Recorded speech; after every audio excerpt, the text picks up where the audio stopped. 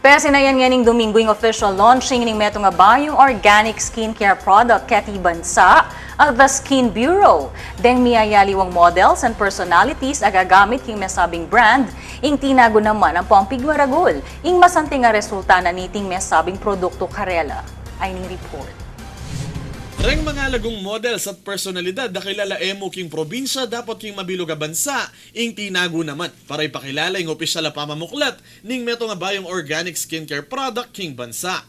Iting the Skin Bureau o opisyal na linsad nga ning Domingo, king Ciudad Angeles, king pamamuntok ning presidente ning kumpanya ay Jeffrey Geronimo. Agpangkang Geronimo kaya king Skin Bureau, reng pa ka magaling nga dermatologist, tampong chemist, at siniguradong alayang maging negatibong epekto yung panuluking balat kambening organic ingredients niti. The question bakit ang Skin Bureau, what made it different from the other brands is that first of all, our brand is soon to be FDA approved.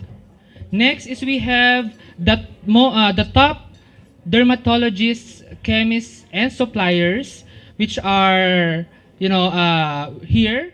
Dagdag na pang Geronimo, ang makasentro yung karelang merkado, kareng millennials, oring kaya nakangeni kambening mayayaki tamaragulasikan ng dareti, lalo na king social media. Since we are targeting millennials, actually, this year, 2016, makikita natin the raging growth of the millennials na very powerful sila. That's why, since hindi ko naman overshadow yung mga other generations natin, it just so happened that ang mga millennials, they are very much masyadong rampant ang growth nila ngayon. Iti maragol ka nung bagay lalo pat mig umpisayang the Skin Bureau amalyaring asali online. Natinanggining metong kareng ambassadress ning mesabing produkto, ing kilalang beauty queen at kapampangan ay Ashley Singh parigil king kasantingan niti na lalo na king proteksyon niti king pali ning Aldo at miyaliwapam din at amalyaring tumod king lupa.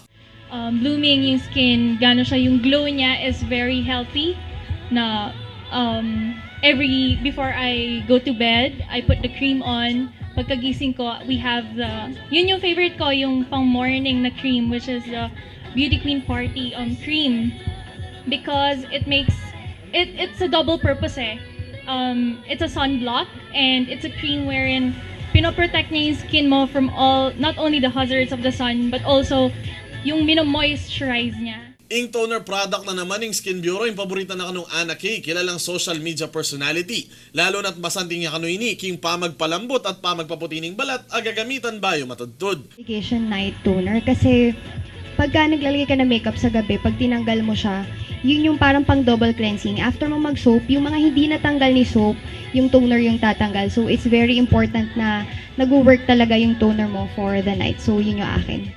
Maragula saup naman kanuking obra ng Georgina Knight, membro ng kilalang grupong Mocha Girls, ing mesabing produkto, lalo pat tanggi, amamarap lareti, kareng mga rakalataw at mituturan kareng miyayaliwan dinat. Alam naman natin na sa work namin, we work at night, tapos sa mga bar, so exposed kami sa smoke, sa puyat, sa pagod, then yon nung si Sir Jeff, nag-sponsor siya sa amin ng Sky Gluta, yun yung ginawa namin pang maintenance everyday to, meron kasi siyang effect na parang from the moment you wake up, parang feeling fresh ka lang, glowing and light. So, yon okay siya sa amin. Amuyuta no man ring memalena i-liking Facebook page ning The Skin Bureau bang manakit karagdagang impormasyon parigil karedi. Ako po, Paulo Marcelo para King News Force, Pampanga, Balitang Tutu, King Balen, Susuyo.